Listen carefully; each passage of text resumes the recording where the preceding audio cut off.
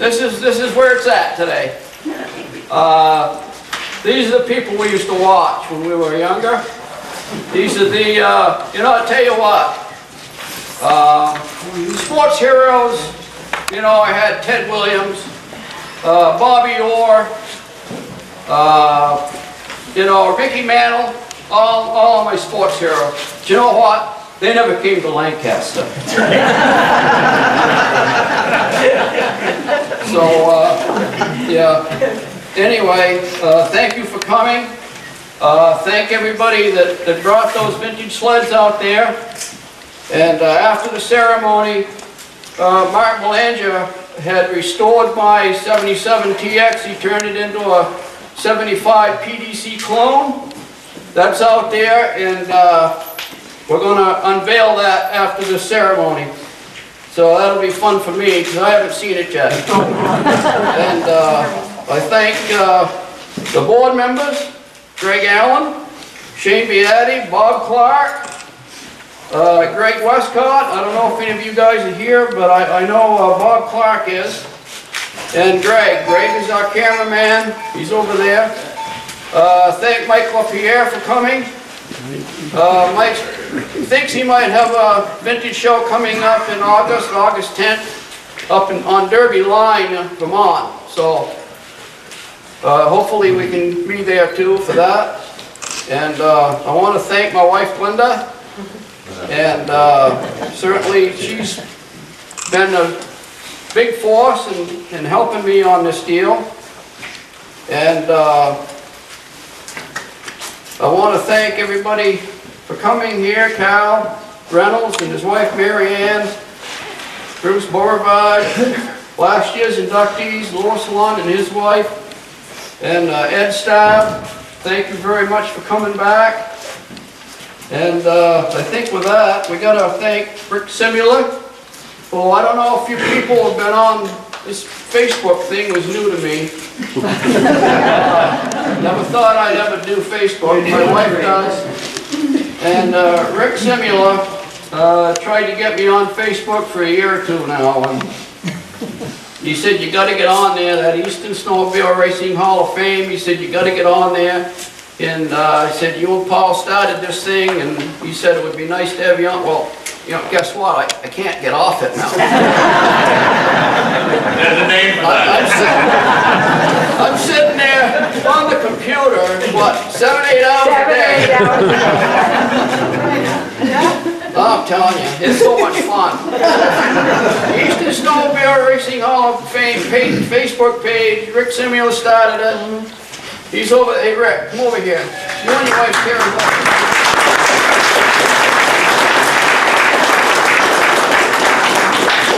Did a great job, man. I'm telling you. Thank you. This is Rick. He used to race snowmobiles for a living years ago, and now he's just a regular guy. So,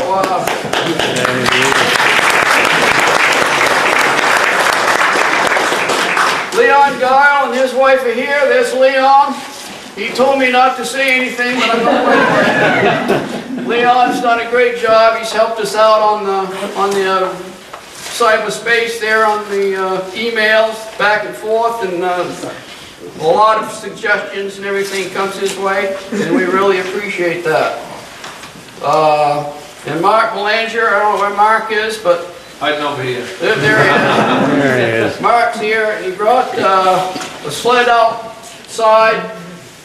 It's the Roberts Motors clone of a Skidoo that Roberts Motors, they used to race them back years ago, 1968 Skidoo. Correct. And that's setting outside, and it's exactly from this wall here to the back of that sled, 67 feet 6 inches. So if you want to open that door and back up to this wall and look out through there, that's how far Bob Fortin jumped on a sled with 3 inches of suspension travel. I mean, kids today jump that far every lap in a snow cross thing. But when you look at that sled and then see how far that thing jumped back in 1967, dude, We're going to cover that. So, Paul Crane. Does anybody know that 60 years ago, Paul Crane was the first guy to ride a skidoo snowmobile in town of Lancaster, and not only that, America. He's the first guy to ride. Hey, Paul.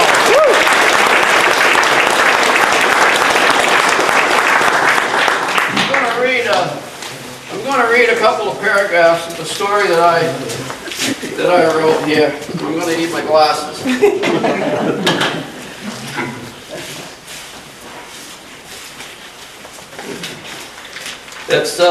I write a little article in this Northwoods Weekly, and a couple of weeks ago I wrote about this ceremony, this induction ceremony, and this is what I started with. It says, at 7 a.m. on Saturday, May 20th, 2017, 78-year-old Paul Crane drove down to a snowmobile museum, unlocked the front door, grabbed his open flag, walked back up the long driveway to Main Street, and hung it under his sign.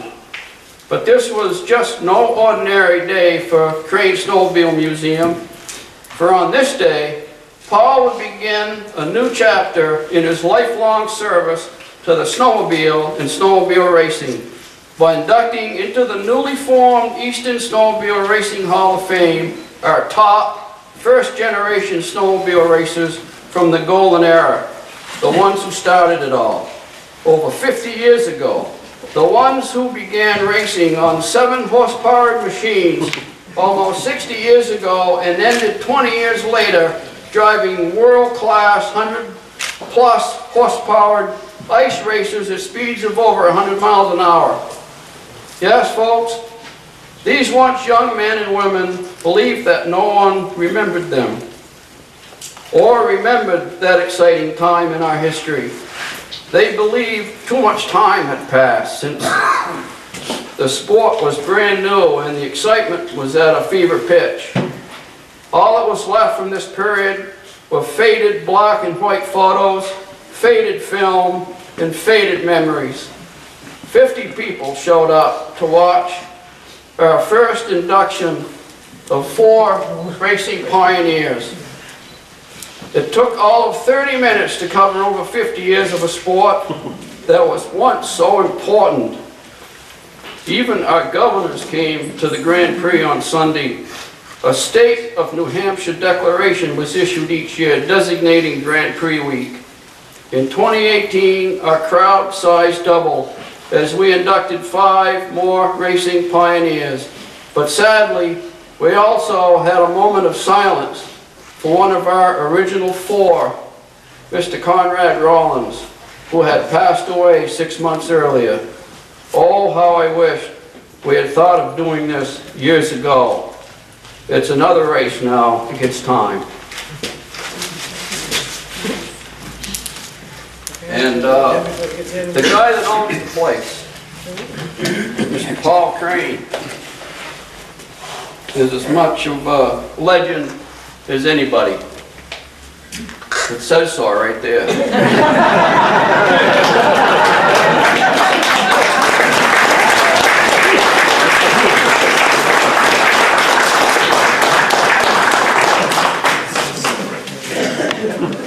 He's also a member of the Hall of Fame out in Eagle River, up there on the wall. So I congratulate Paul Crane for 60 years of service to the snowmobile.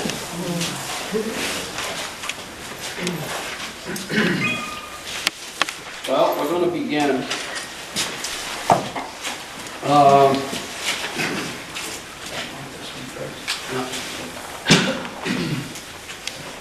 Mr. Bob Fortin.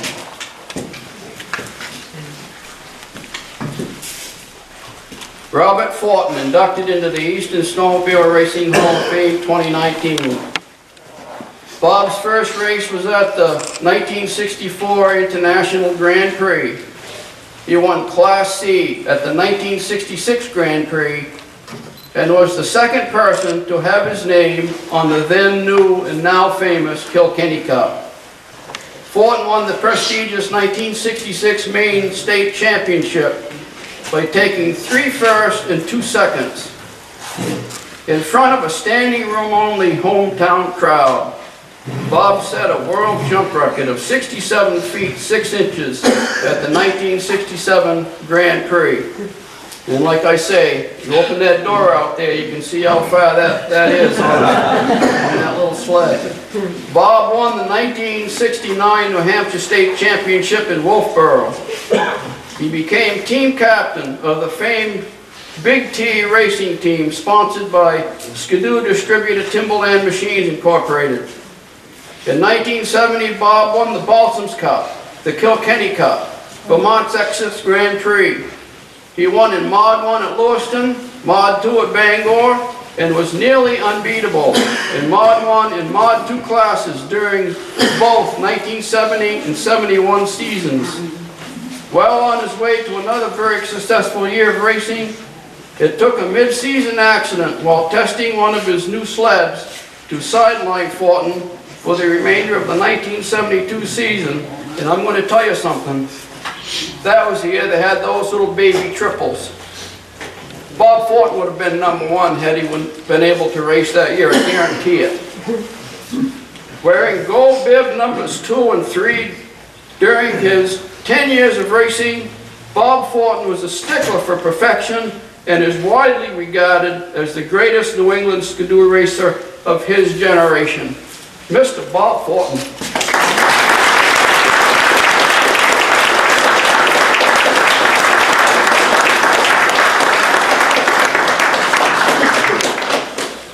Now there's another gentleman I want to introduce that's going to say a few words about Bob. And last year's inductee. And his name, his plaque hadn't been put on the wall more than 5 minutes when I felt his arm come around my shoulder. And he whispered, he says, Bob Fortin needs to be up on that wall. And I explained to him how, we're trying to do the ones that's still with us first, and eventually we'll do the ones that have passed away. And he shakes his head and he says, Bob needs to be up there more sooner than later. I know why this guy is so big. He has to carry around a big heart. Mr. Calvin Reynolds.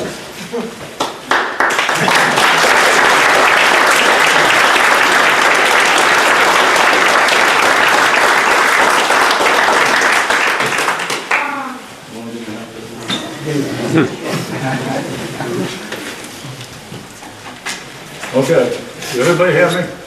You hear me okay, buddy? Okay, pull yourself together.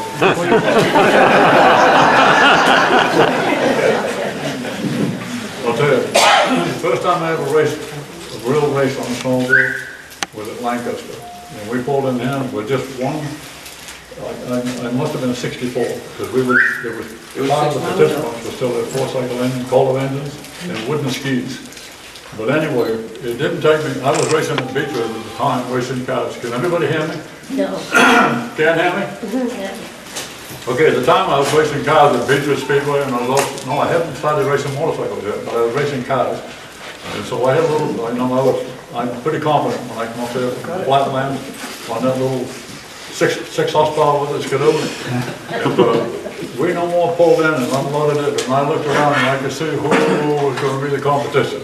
Because there was one guy riding around on his knees, and he had the confidence, and he had it all covered. The guy was really, really sharp and on the stick and on the ball.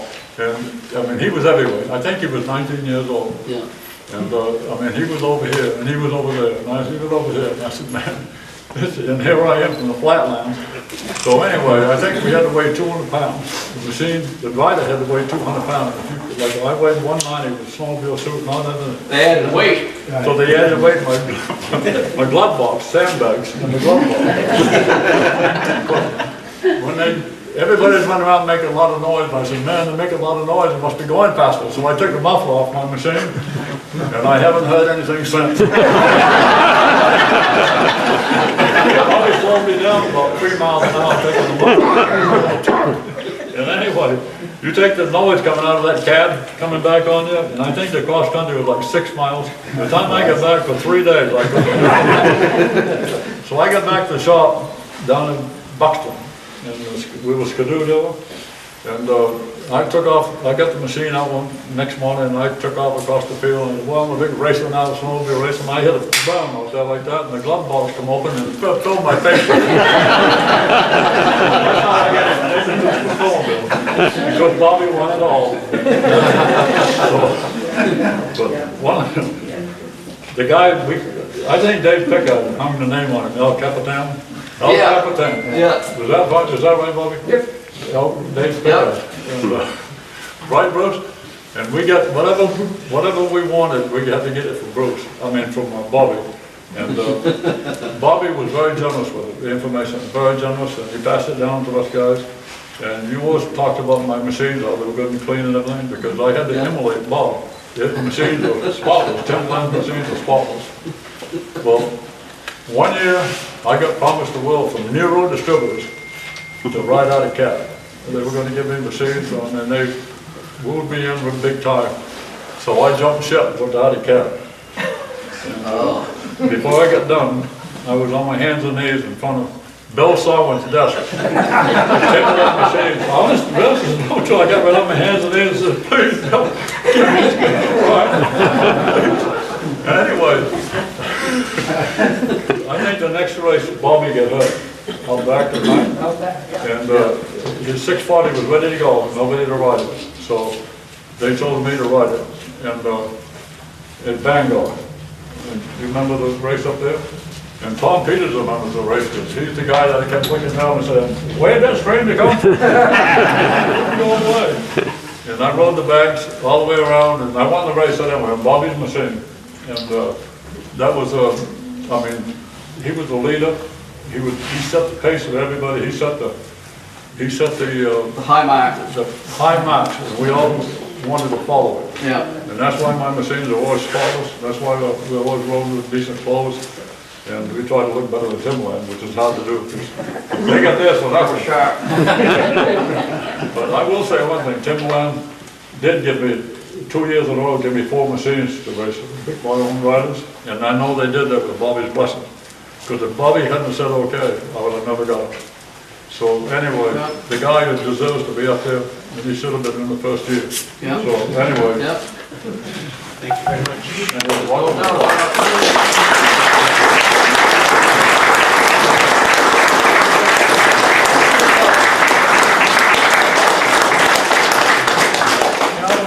By the way, David Fortin has got some Kilkenny cups of his own.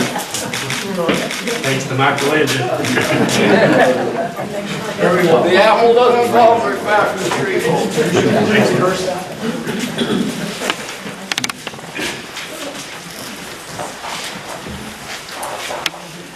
Ronald Hall.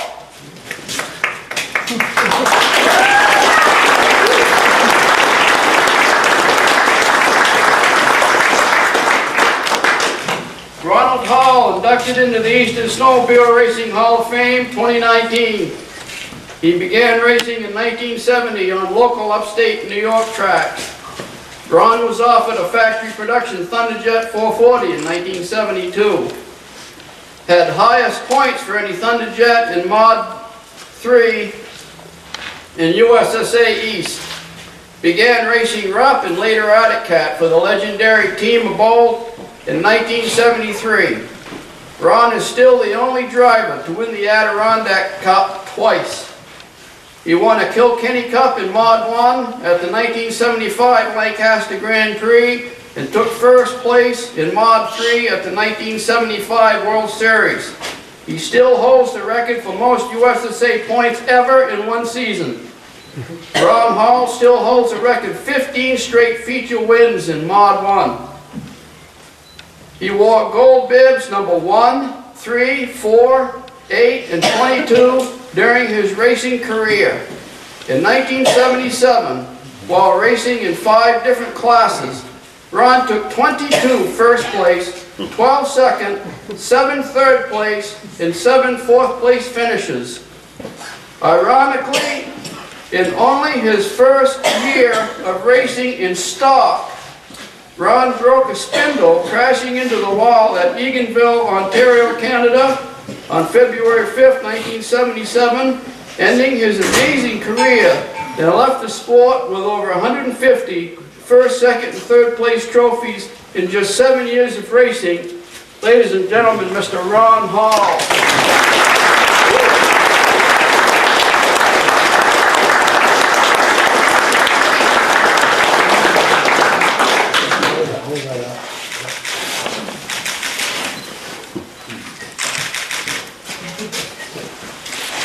If I could have just a few minutes of your time, yeah, I'm trying to think, this week what I might say to everyone here, but I'd like to honor some names, say some names that through my career that helped me out, just voice their name in this Hall of Fame here, if you bear with me. My early years, and I started out, and I never sat on a snowmobile until I was 27 years old. I started with my boss, the Courier Corporation, was a part of a dealership in Syracuse, and Phil Richardson and his brother-in-law had a dealership in Syracuse there. They sold, the heyday of snowmobiles, they sold 1,500 new units a year back then, And you go to, when you went to Boonville and stuff, you would have 5,000 or better spectators. You'd have 880 entries. It was, everybody here knows it was big back then, And then I got a ride with this Snowjet there the next year, and Ronnie Cornell and Vern Conway, Aero Marina, and Night Lake. And then from that, the next year, Bill Abel called me up and wanted me to run a RUP. He had, a good deal with RUP. It took us a while to get it figured out, but it turned out to be a good year with the RUP. And then that started he was sponsoring it through A&P Auto Parts. That's what he owned. And from there, we went on. That was the beginning of Able Racing, Team Able Racing. And from there, Herb Yancey, Chip Elwood, and I were racing, and all these names that I'm going to mention now are names that helped all three of us. And it's Charlie Hemans and Al Conklin, and my wife's uncle was our best man. He died at 42 with cancer. He was down helping me about every night down to my house. And then of course Bill, he worked night and day. He's still racing. He's 81, 82 years old. He's still racing in Star, super modified cars. He's got 2 grandsons that are still racing. He's still doing it today. I don't know how he does it. And another person I want to mention is my head cheerleader, my daughter. And then I got this gal that's been following me around here for 57 years.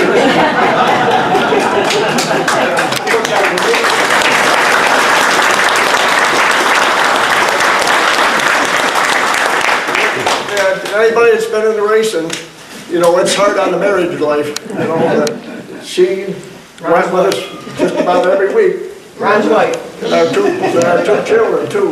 We did it a family deal. And her son. Yeah, and my son, he's got a thumb that's bent right backwards from building tracks. Really, you're short. I never see anybody who can bend a thumb backwards, but he does it. You know? Well, I sure appreciate this, and I appreciate you guys having this here. It's just a marvelous idea, you know. It brings back a lot of nice memories to everybody, you know. Thank you so much.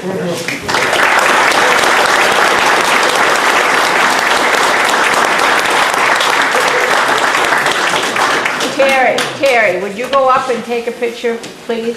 So we can take a picture of you too? Now?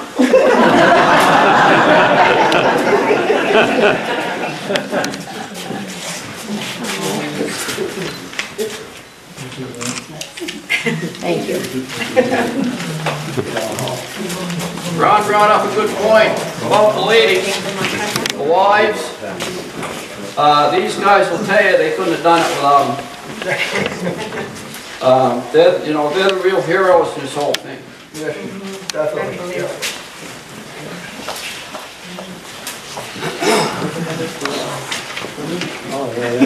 Mr. Claude Hebert.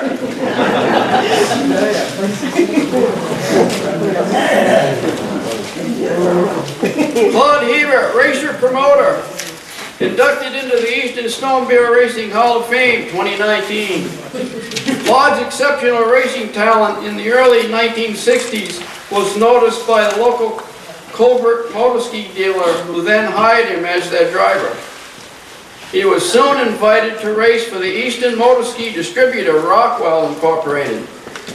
It was here that Claude not only became New England sales manager for Rockwell, but worked closely with the motorski factory on engine development to increase horsepower, and was involved in the many rule requirements for racing. His role in production testing and new model development, along with a full racing schedule each season, contributed greatly to motorski's success. When Rockwell Distributors ceased as a distributor for snowmobiles, Claude accepted the job as New England regional manager for Snowjet, now owned by Kawasaki Motors.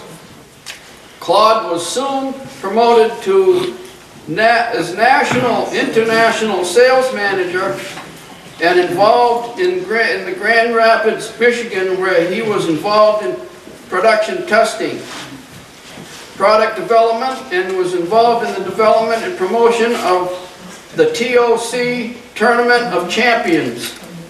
In 1969, on an icy Sunday morning at the Lancaster Grand Prix racetrack, snowmobile racer Claude Hebert, driving a 634 motorski, got into a first turn skirmish with a Nordic cat rider and delivered to the snowmobile racing world the first real glimpse of the element of danger to this new sport. Will always be remembered as the guy who cut off a telephone pole.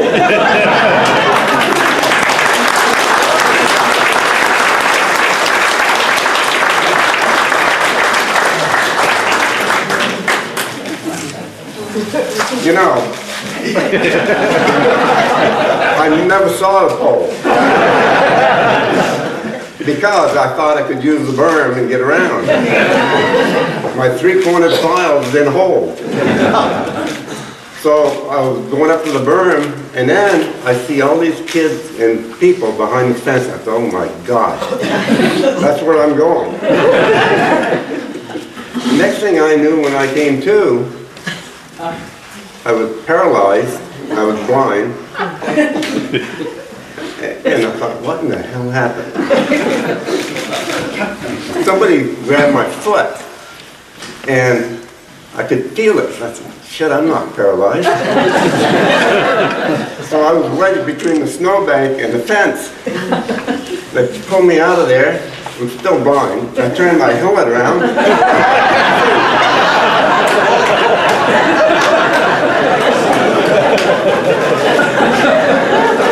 I still didn't know what happened. The pole was on the track, and my motorski's upside down on the fence. What? Well, I never saw the pole. That was the most amazing thing ever.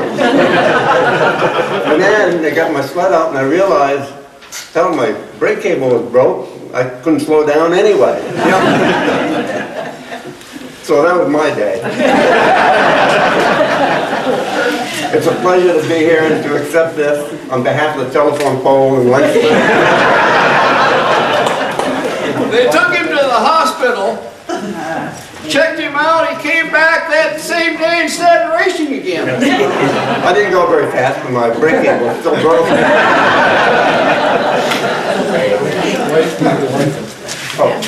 Claude is still promoting though. Claude has been instrumental in helping us find these different racers and everything the last couple of years on the internet.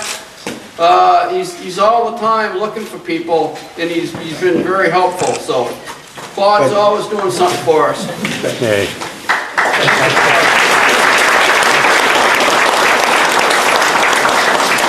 I want to thank Rick Simula for the work he's done in developing the site.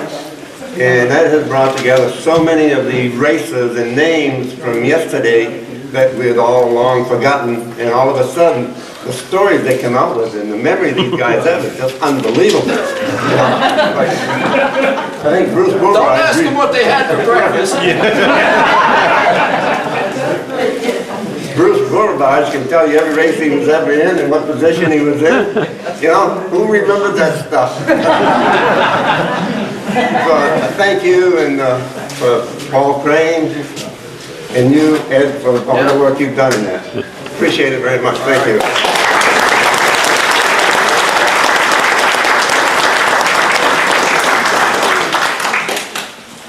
You know, when you talk about Bruce, I was telling somebody, Bruce was probably in your 20s when you were racing, right, Bruce?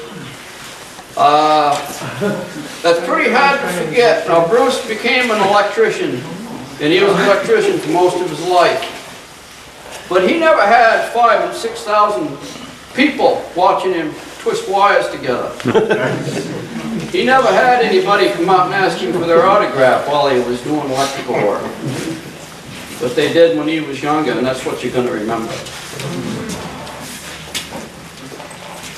Jay, I told you.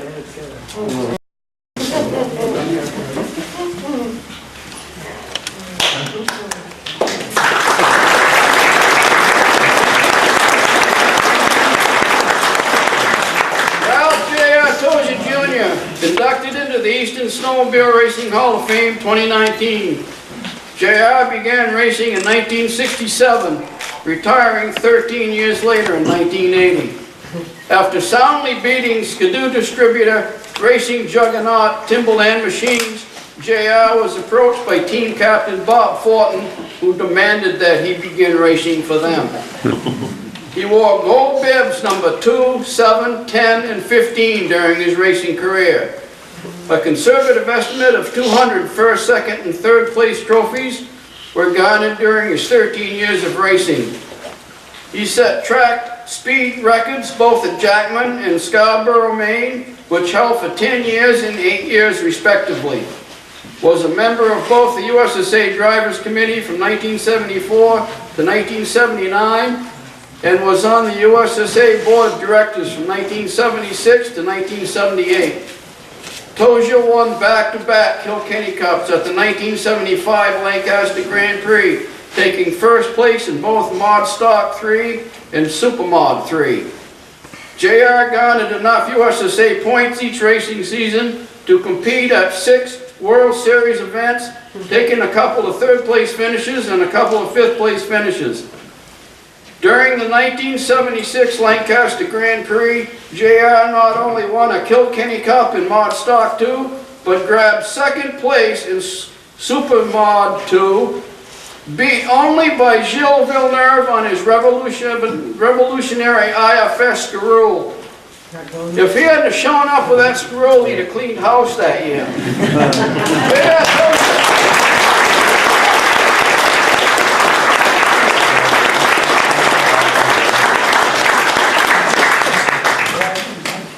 I got a few things to say. Calvin kind of rained on my parade and some of it.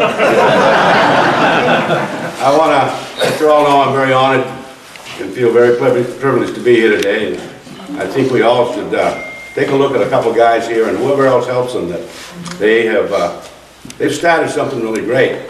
You know, this Eastern Division was, as far as I know, included Maine, New Hampshire, Vermont, Massachusetts, Connecticut, Rhode Island, New York, and Pennsylvania.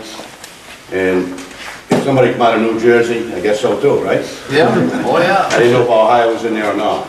But the reason these pictures are on the wall, and there's a lot more coming as the years go on, is because of these guys right here.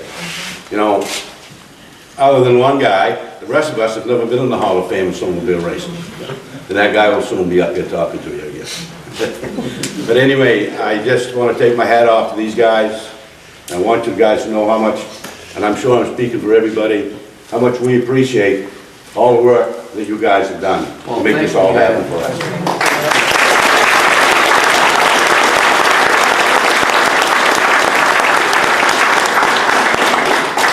It's my last hurrah, so I got a little story to tell. And I'm telling this story because I want to recognize someone that was very close to me on and off the track as time went on. It's kind of a funny story how we started, but I started racing, as I said, in '67, just myself and my dad, and he was a big part of it for 8 or 9 years there. He was always with me working, and he'd come up with some stuff that I would shake my head at, but it usually worked. But anyway, raced ski roll in '67, had a cat for 2 or 3 years, never raced out into going after sanction points or anything. But as time went on, we had a Polaris from Nelson and Small, 340, and we done quite well with it, but we didn't get enough points to go to the World Series. So that March in '72, I guess it would be, we went to Ellsworth, Maine. We'd done a few things to the chassis and some ski tricks, and let's go down and see what's going to do. But unbeknown to us, the big yellow truck was there. Bob Martin, Bob Fortin, and Calvin Reynolds was there. There's all tuning out. I don't know if you were there that weekend or not, Bruce, but there's a reason why I'm telling the story. So, yeah, I think so. They were getting ready to go to the World Series. They were just there to test. But we were planning something that probably we would try to use next year because, you know, our season was over. But anyway, as the day went on, my stuff was working pretty good. And as everybody knows, Bob Fortin he was the best back in the 250, 340, and 650 classes at that time. And mine was a 340. Well, I didn't have anywhere near the sled he had, but we had our trucks working pretty good for us. And to make a long story short, we got to the final, and we hadn't met yet. I didn't even know Bob Fortin, and he didn't know me, of course. But in that final race, my stuff I was handling good enough so that I could buy him. And in the turn, but he'd blow me away in the straightaways. But anyway, I ended up getting the win. And of course, my father and I, we were pretty happy, but we just beat Bob Fortin. Nobody beats Bob Fortin. And when we locked out, we got it done. So anyway, we thought we'd done great things. We was loading the sled, and the tech man came over and he says, told you, you're going to bring a sled to tear down. I said, what for? This is the last race of the year. I'm not going to the World Series.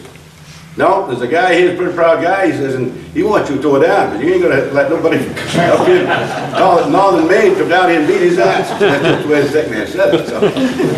Well, they tore me down, and Bob was standing there, and he didn't say a word to me. But, so they got the big truck up, and we were proving, okay, we were legal. And away went the big truck, and I was standing with my father, and now we got to put the cylinders back on, put the head back on, and throw the clutch back on it, because they checked everything. So they put a little burr in my saddle about Mr. Fortin at that time. And again, I'm telling this story for a reason. So the next year, Nelson and Small wasn't going to have Polaris, so they asked if we would run the Chaparral. So they gave me a 650 Chaparral, built especially for the drags. So we had a good season with it, but the last one was right here in Lancaster. You come down here and you know everything's all yellow down here. Well, the Timberland machine was right there. So Fortin and I still hadn't spoken a word to each other. And again, we got lucky. I beat him in the 650, And I got him in the 800 with my 650. And now we're really pumped. Carl and I, and Ray Hornsby, we're doing well. Yeah, take that, Well, we're loading the machine again, and here he comes, walking across the airstrip up here. I said, uh-oh, it's going to be a tear down. He walked over and he shook my hand. He said, hey, I want to congratulate you on the day. There wasn't much red stuff here, and you beat us fair and square. And I said, well, thank you. And he says, the other guy from Ellsworth, from last March, aren't you? And I said, yeah, I am. And I still had that burr. Why are you turning me down? So he said, I got to talk to you. Which brings us into a light here. I said, what about? He said, well, we think we want you to ride with us next year. And I said, well, you know something? I don't know you very well. But we've been off on the wrong foot here a little bit. And I said, I'd rather ride something red or black or something like that and be able to beat you down in if I can. He said, oh, everybody's trying that. Anyway, we went to the race shop. He gave me a week. And I ended up being with Bob Fortin and Tim Machines and Bob Matten and Calvin, and we all run the same equipment. And the point, this is where I'm getting to the point. Bob Fortin had a hard job to do. He was a race director for Timberland. He raced against us. And he also was our boss, in fact, in regards to getting parts and all that stuff that you need if you're going to race. And Bob Fortin was one of the big reasons why I'm here, and Timberland Machine is why I'm here today. Because I couldn't go do all that. I just couldn't afford it. I had 4 kids at home. If I didn't have the backing of what Timberland Machines gave me, and Bob Fortin being the boss of all of that, Jay, I told you probably wouldn't be receiving this today. So I just want you to know, and him and I became good friends too. We used to go down and visit in the summer once in a while, and whenever he was in Bangor at the other Timberland show, he'd always stop at the house and talk, and we hit a beer or two or whatever. Yeah. Bob Fortin to me was the reason I'm here. And I do have to add in, Alouette was very good. Did get number 2 out of that, and Mercury was good. But it seems so every time I turned around, one's going bankrupt. They're going out of business, not building anymore. So Skidoo went out in '75 because of the gas guns. And I continued on with Alouette and Mercury through those years. But when Skidoo came back into it again, I got another call from Bob Fortin. So I had to speak highly of Bob Fortin because he called me back and to get back into racing again. And I didn't say no. We didn't have no talking over there in the racetrack. I said, yes, sir, I'll be right down. He was one of the nicest guys you didn't want to meet. He was a good friend to me, and he was the job he had to do. I thought he was quite fair. Yeah, no, he was a good friend of a lot of people here in town, and he used to hang out at Dick's, and Bob used to hang out at Dick's, and they all hung out, and I was surrounded by legends of the sport, and at that time didn't really know it. They were more like brothers to me than anything else. And I'll tell you one thing, all Bob could talk about was J.R. told you this and J.R. told you that. So he spoke highly of you too. Yeah, but how good was it? Pretty good. After 72, I'll go along. Yeah. The other thing, I just want everybody to know, never would have got to go to those World Series, never would have, I just met a lot of great people, and a lot of them are sitting right here, and there's more of you out there that we talked a little earlier. There's something to be said about the sport and what we get out of it. I was telling someone earlier today, we were probably having some of the best times in our lives, working our butt off, and never even realized how much fun we were having. Oh, it The was sport the means a best lot time to of your me. life. It really means a lot to me. And I want to thank all these sponsors that helped me out through, like the rest are doing. And this guy, don't get around the hotel. And Elwood, you ain't no different. Herb, he was always a pretty nice guy, but these two are gangsters. The shot, what do you call that, shot sheet? What's the name of the shot sheet? I jumped into bed one night, my knees coming up my chin.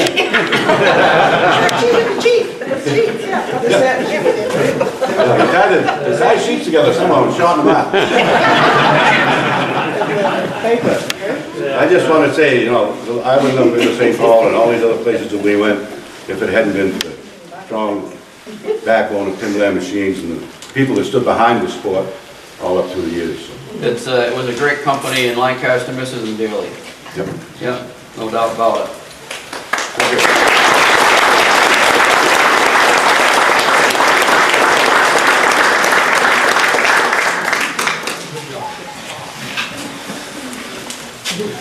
Mr. Herb Yancey.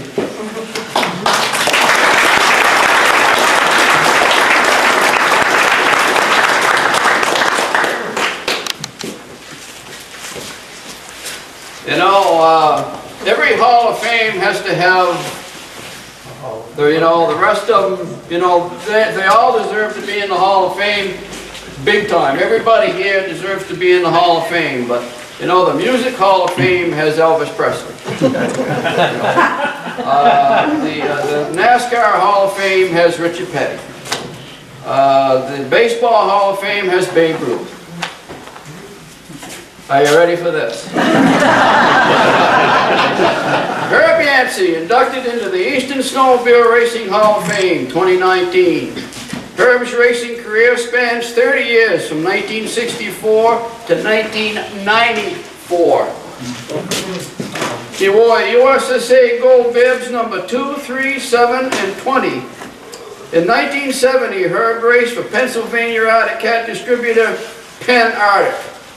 He then began racing for Team Abo, which soon became the most successful team in the history of Eastern Snowmobile racing in 1975. Became the only independent driver ever to win a snow pro race, beating the factory teams in the 650 class at the 1974 World Series at Eagle River, Wisconsin. He beat the snow pro guys.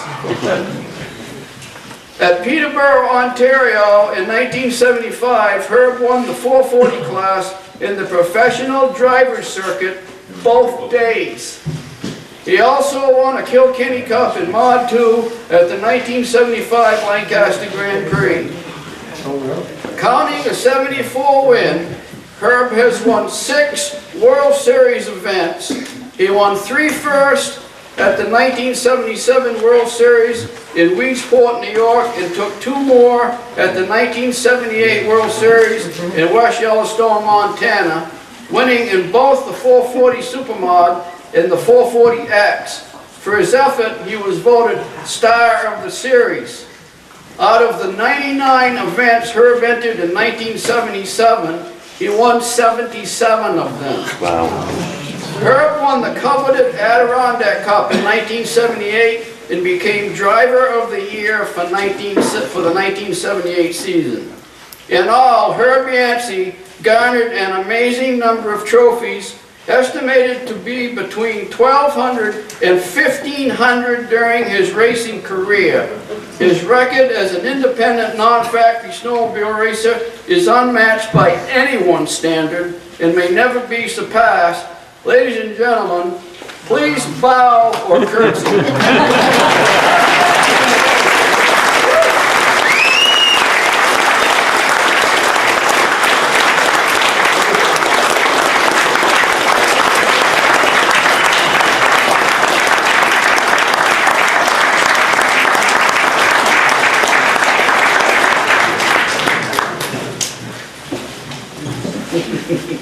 Well, I want to start off with saying that it's snowmobile racing has always been a big part of my life. It was probably the #1 thing that I ever wanted to do from the time I was about 14 years old and rode on my first snowmobile. And it had a long and diverse road that I followed, and I don't know quite what to say other than I just appreciate all the support that I had over the years, and I can't begin to thank everybody, but I'm going to try. I was just a farm kid that didn't have much, but I knew that I wanted to go fast. I just love the speed that I could obtain on anything that I ever was aboard. And a local dealer, Arctic Cat dealer, Dick Rennie from Casterland, New York, knew that I liked snowmobiles and I was pretty good at it. So he offered me a ride the first year. And he didn't have anybody to ride the big sleds, and he knew I liked speed. So he put me on a 634 Puma right out of the gate, and I went to a race. I come over to Lee, Massachusetts, and we went to a race, and we did pretty good, but it wasn't on top of the field, because there was a lot of tough competition over here. And then I think the next weekend we went to the New York State Fairgrounds, and all the factories were there. And I found out at that point that I had some talent and I had some ability to compete with the big boys. I remember Yvonne Duhamel, I raced it. He was in the class with me in the 650 class. And make a long story short, I wound up placing third against the factories way back then on my first early beginning. But there's a long road after that. Once I got done with the dealer racing for Rennie Sales and Service, I moved to New Jersey, and I didn't know what I was going to do in New Jersey as far as snow sled racing, because there was no races there. So I got hooked up with a Pennsylvania distributor in Penn Arc, and they didn't have any big sled drivers either, so they were glad to welcome me on board. So I raced all over Pennsylvania until 1974, and had quite a lot of good success, and run into a lot of tough drivers down in that neighborhood. Then I, as one of the people were mentioning, the sponsorships or the dealers or distributors were getting acquired by Nero Equipment. They acquired Rodco in New England here, and then they acquired, the following year, they acquired Penarty. So at the end of the 74 year, I was done with my sponsorship again. So I went to Eagle River for the Snowmobile Race World Series that year, and I was going to run against the Snow Pro, because I always lacked a few points from being in the top 10. So I missed my invitation in 74. And when I got out there, I said, well, I can run against the factories. So I signed up, and in the afternoon, early afternoon, we had the Snow Pro. They were the elite show. So I was signed up in that class, so I went out and practiced on the racetrack. Well, my sled broke down because it wasn't up to par. So the night before at the restaurant, Team Able, Bill Able, offered me one of their sleds. And I said, no, I'll ride mine. So I rode mine and it broke down. So then, after it broke down, I said, well, there's one chance I can still get in. So I run over to Team Able's boss, and I said, is that sled available? And they said, sure, but we're busy with Ron Hall's sled, because he's our main concern. And I said, well, I understand, so I will work at it and see if I can get it put together. They had it all pieced out, robbing parts for this and that, and they said, we brought it along. We weren't going to run it, but it's here. You can take it. So I got it all put together, and by the way, it was Chip Elwood's sled. It was freshly put together, because he didn't get it put together early in the season, so it was all fresh. And it was, I took it into the pit, and in them days, they used to lock the pit gates. Once you went in, you couldn't go back out to get a part or a spark plug or anything. So you had to take everything you needed into the locked pits.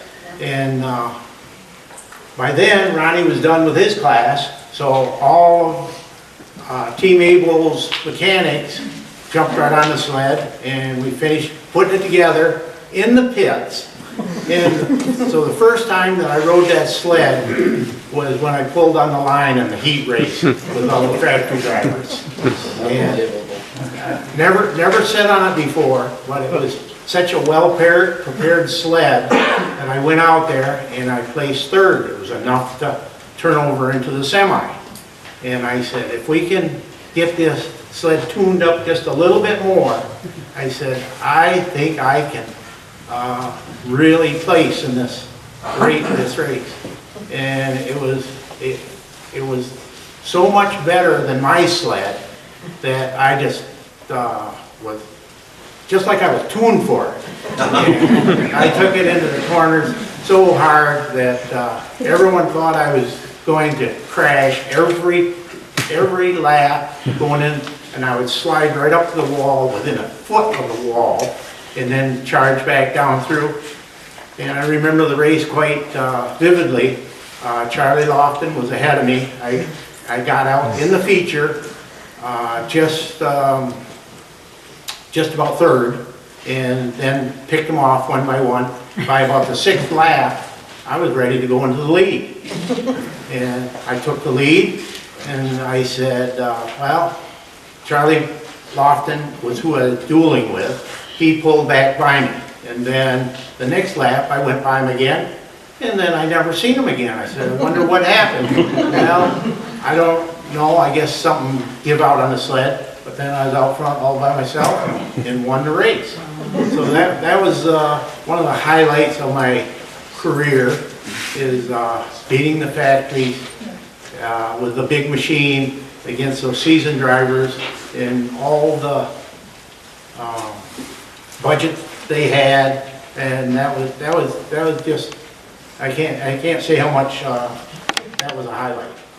And so then the rest, I got invited to join Team Able for the coming seasons, and that's when my career really took off. And I had mechanics helping me. It wasn't a one-man show anymore, and we had good support. And so I owe so much to Team Able and the whole crew, Ronnie and Chip and the mechanics. That just made everything possible. It left me more time to concentrate on driving, and as some of you probably know, I was a pretty intense driver. I was all business, and when I went to the races, there was no monkey business. Everything was serious. So I just, I could go on and on about lots of stories. If you want to talk to me one-on-one or anytime, I'm available to correspond with any or everyone, because the sport will give me so much in my life that I can never repay what I owe.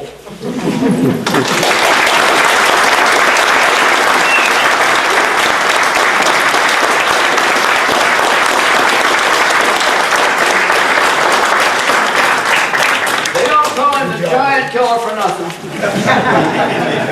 Angie, come over here, please. Is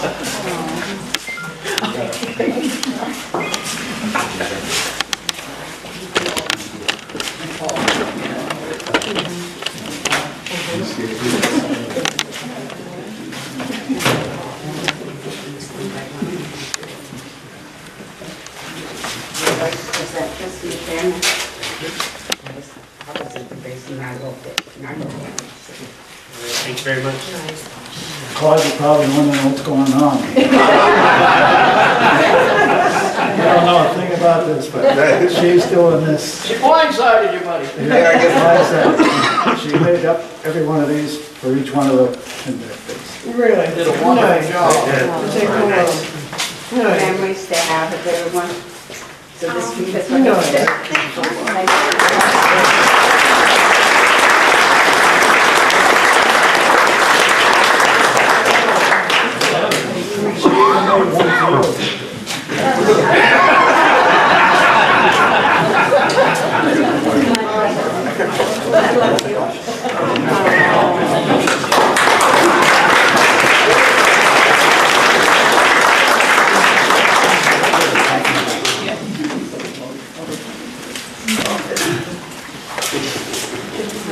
I also have one for you. Thank you very much. So you can put it on your wall and see everybody's Yep. face. I got a couple I won't go back to.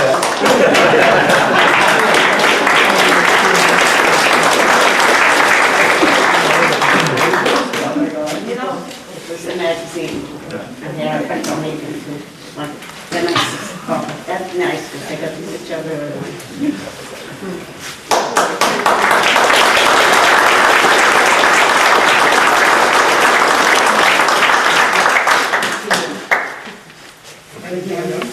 You have to picture of everyone? That's what I did this week.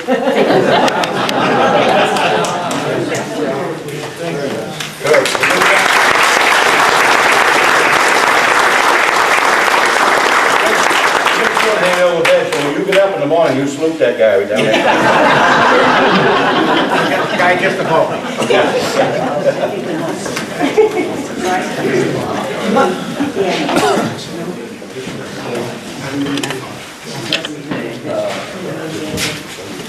All right, we're gonna pull the curtain on this thing.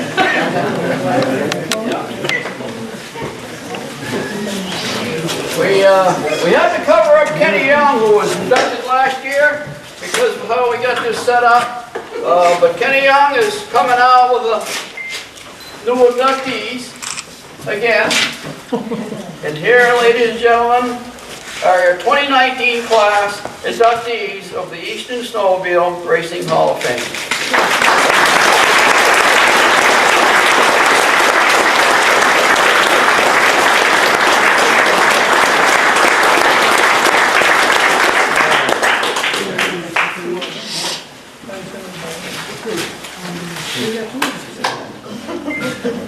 Ain't that nice? Okay, now we need, What's that? need group pictures.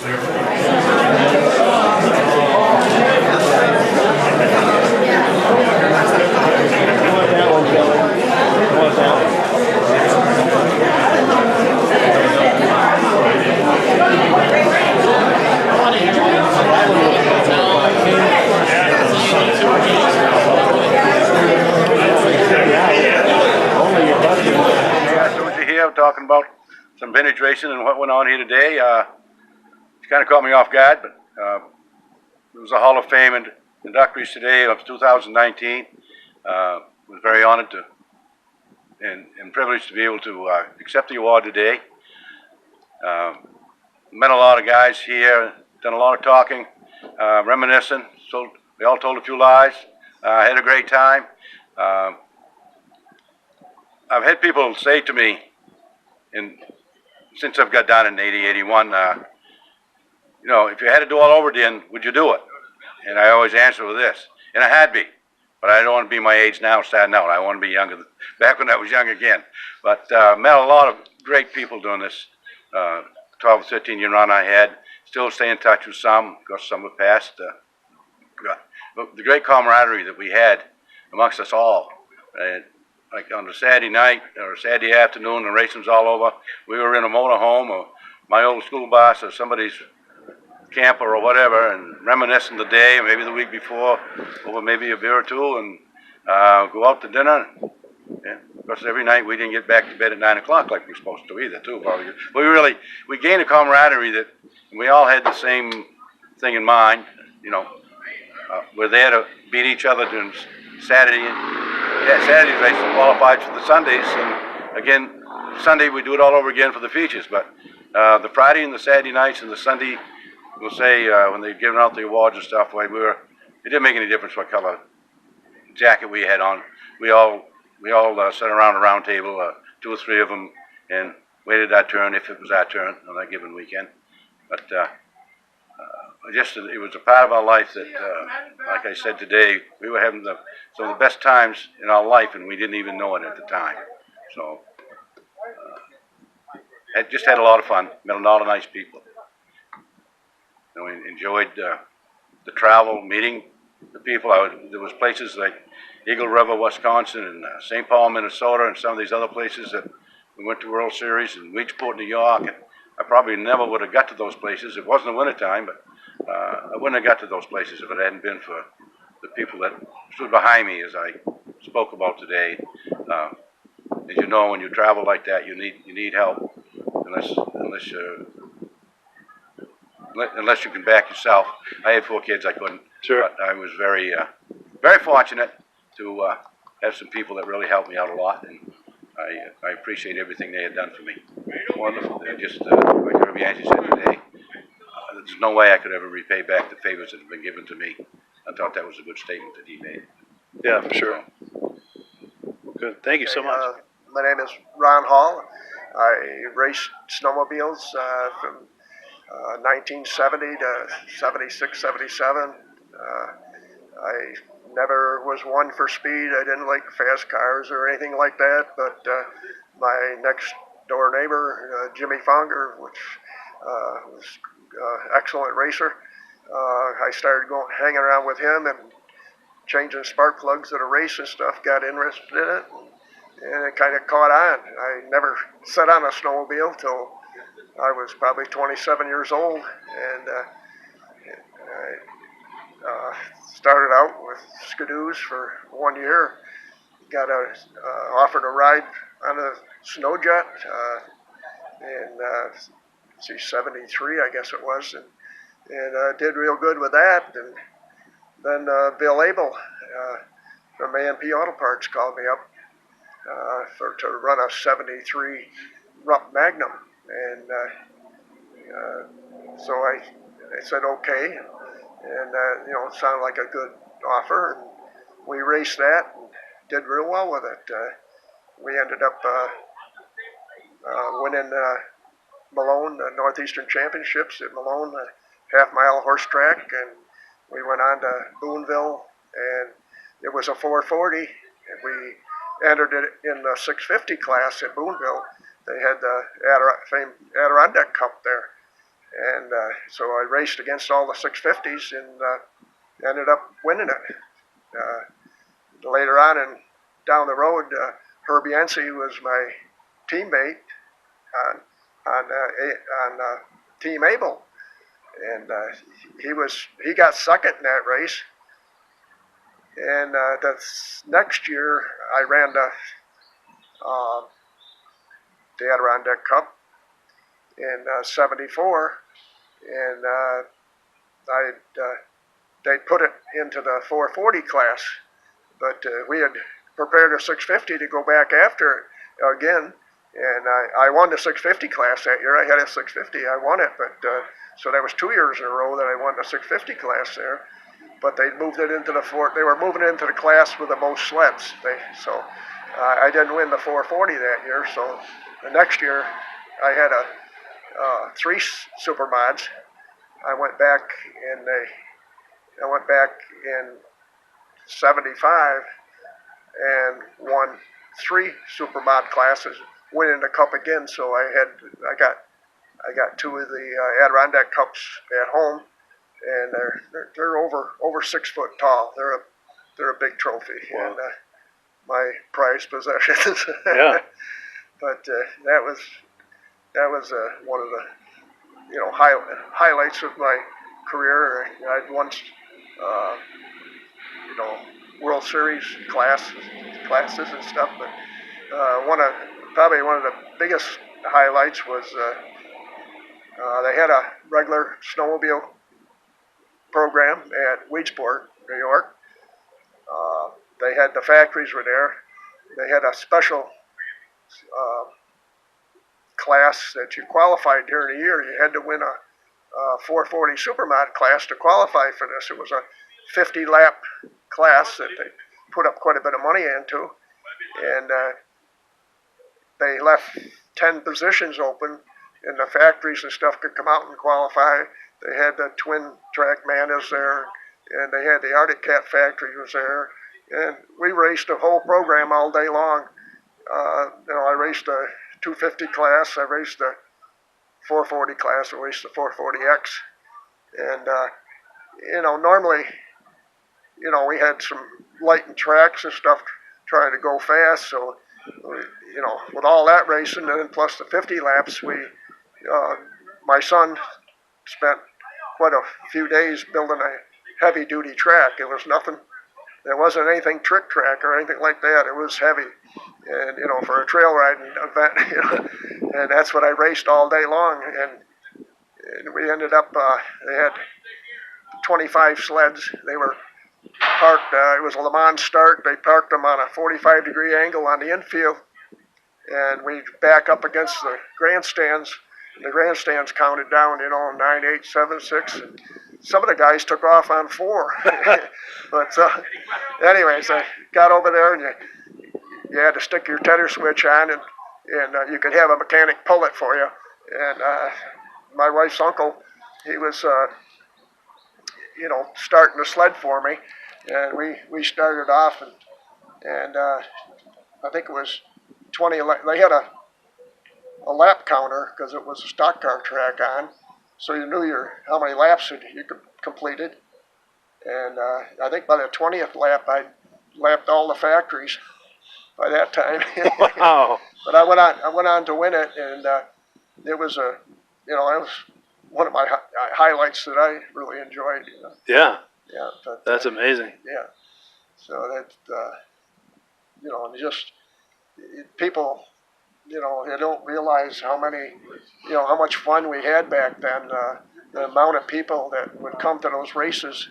They didn't have the sports programs and stuff on television or the cables and all that kind of stuff. I mean, everybody, snowmobiling really hit with a crash, I mean, people, they had 2 snowmobiles. They might not have a car, but they had 2 snowmobiles, They had their priorities right. Whole families for the weekend, and we would race, and at Boonville, they'd have 900 entries, and you come away from there with a win. You knew you were real lucky, and you knew you had real good equipment. Yeah. Yeah, and you had to have both. And there was a ball racing against the same guys. We've got to be friends every week. That you were down to business and serious on the track, but then afterwards, you're the best of friends. The real community. Yeah. Good. Yeah. Good. Yeah. Well, good. Well, I really appreciate it. Okay. Thank you. Claude Hebert.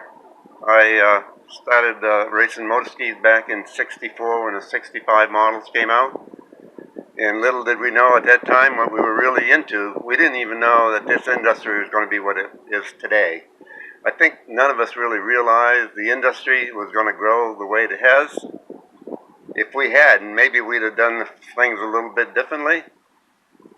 But in any case, it was exciting because we were young, we wanted to go fast, and when the motor ski dealer in Colebrook offered me a ride, well, what the hell, it's this sled. I don't have to worry about beating mine up. And then I was pretty good on the sled, so then I got an offer from Rockwell Distributors out of Yarmouth, Maine. And so they hired me, and I went racing and sales, and raced every weekend, and then salesman during the week.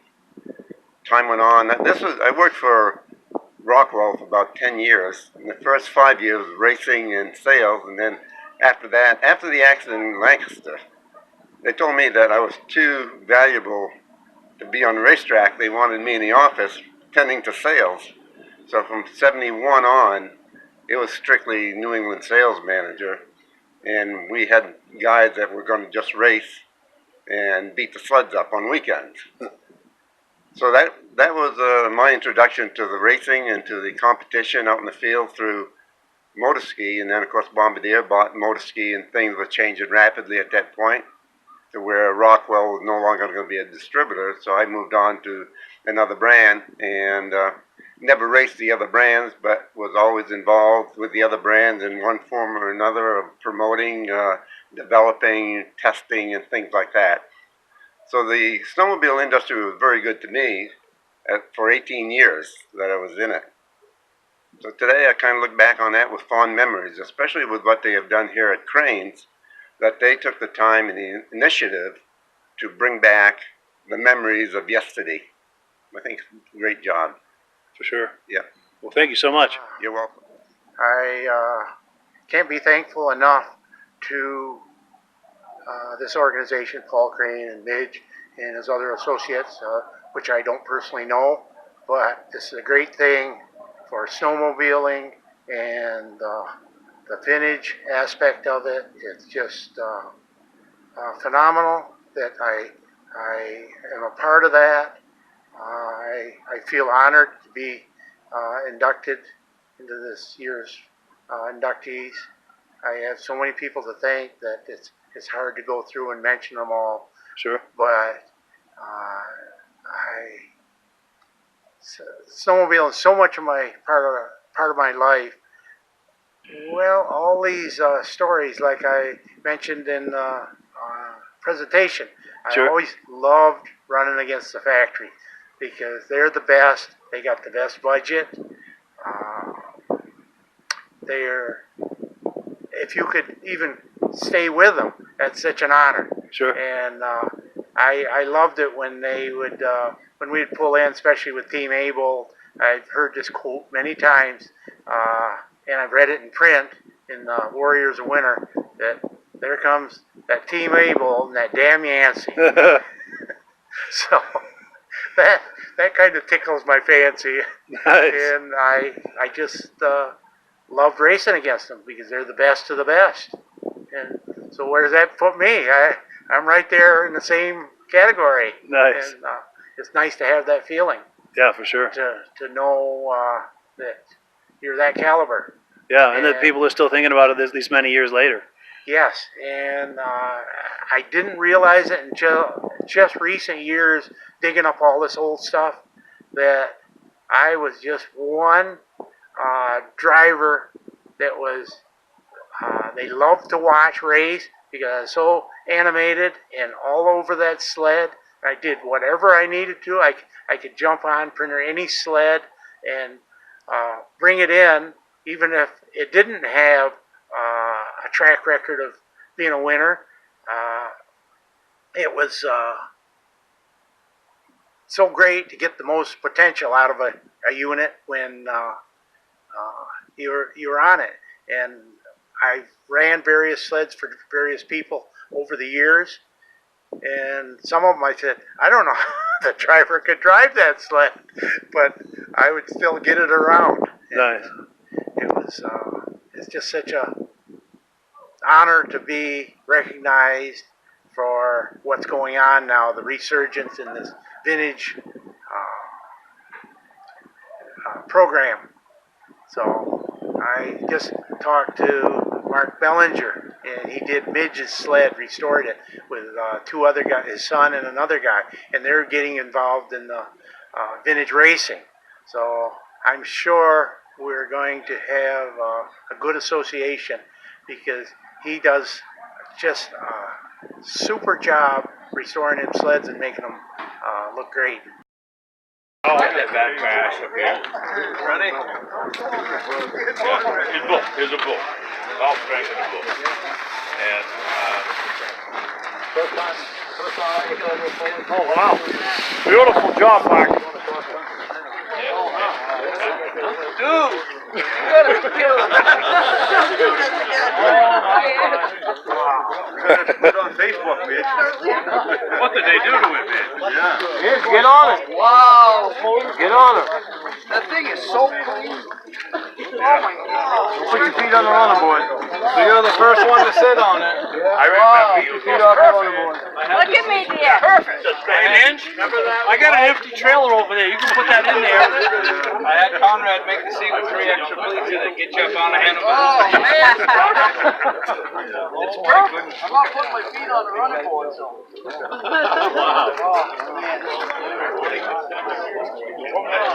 it beautiful?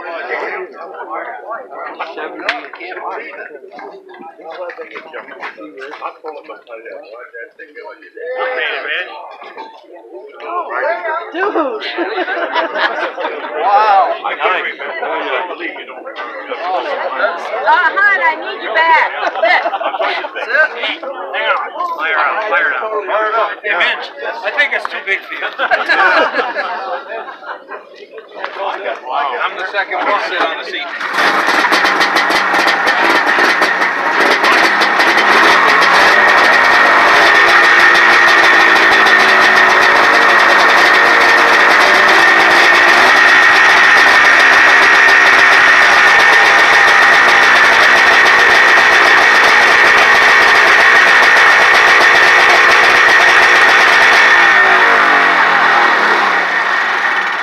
Just so everybody knows, Midge wanted it to be quiet. I did not. So it's quiet.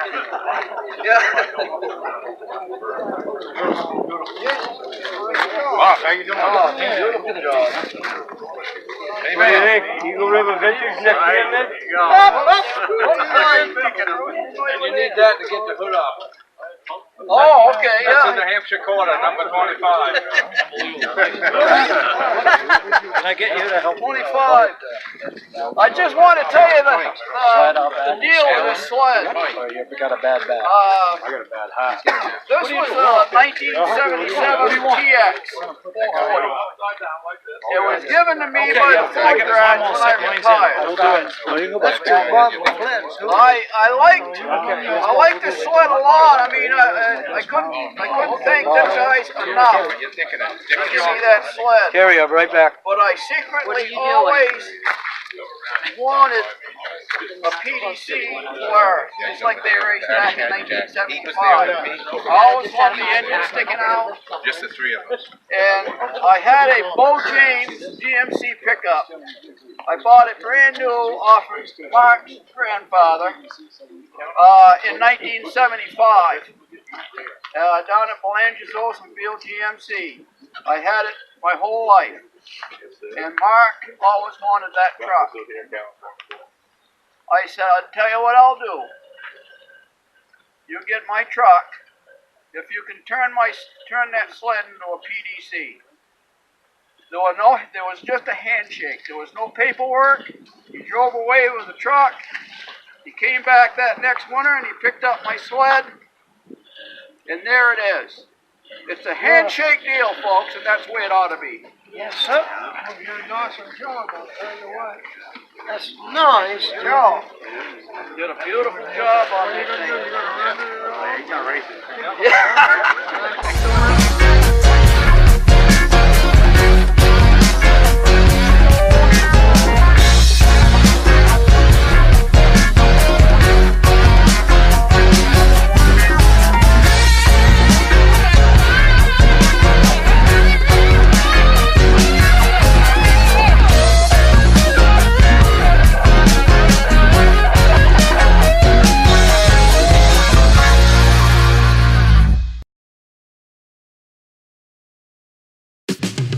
Do you run a small business? Are you unsure about how to use Facebook to market your business effectively? Well, here are a few quick do's and don'ts. You must have a plan to continually grow your audience. Don't market your business on Facebook without a plan to steadily grow your audience. I can help you with this, by the way, more in a moment. You must post content that your audience enjoys, and you must do it consistently, every single day, without fail. Do not post the same old offers over and over, and don't post on your page sporadically or inconsistently. If you do this, your audience will tire of your page and stop engaging with it. I can help you with this too, more in a moment. Instead of posting the same old offers, do this instead. Post family-friendly humor images on a consistent, regular, daily, ongoing basis. Each of these family-friendly humor posts will feature details about your offer and links to your website as text in the description. Family-friendly humor is the secret to success. Instead of posting the same old offers, you are now posting content that is fun and engaging. It never gets old. Your audience will no longer tire of the same old offers because people will share your posts with their friends and family, and your marketing message and a link to your website is a part of every single post. Do this and your audience will engage with your Facebook page. They will like and comment on your posts. More importantly, they will share your posts on their own Facebook profile, giving you free advertising. If you do these things consistently over time, you will experience a continually growing flow of sales and leads for your business, and you will one day praise Facebook as one of the greatest marketing tools ever invented. On the other hand, if you post the same old offers sporadically and inconsistently, you will get nowhere really fast. So you may be wondering about how to grow your audience. You may be wondering, where are you going to find family-friendly humor images to post on your Facebook page? And you may be wondering, how are you going to find the time to post family-friendly humor images to your Facebook page on a consistent, regular, daily, ongoing basis? Well, I am here to help you with that. For a modest monthly fee, I will set up a promotion to grow a unique and custom audience that is right for your business. I have thousands of family-friendly humor images that I can post to your Facebook page, and I will post my family-friendly humor images to your Facebook page on a consistent, regular, daily, ongoing basis. You know you need to be marketing your business on Facebook. If Facebook marketing is an ongoing headache for you, consider outsourcing it to me. Call me today for a free consultation. My name is Mike, and I can be reached at 480-626-0055.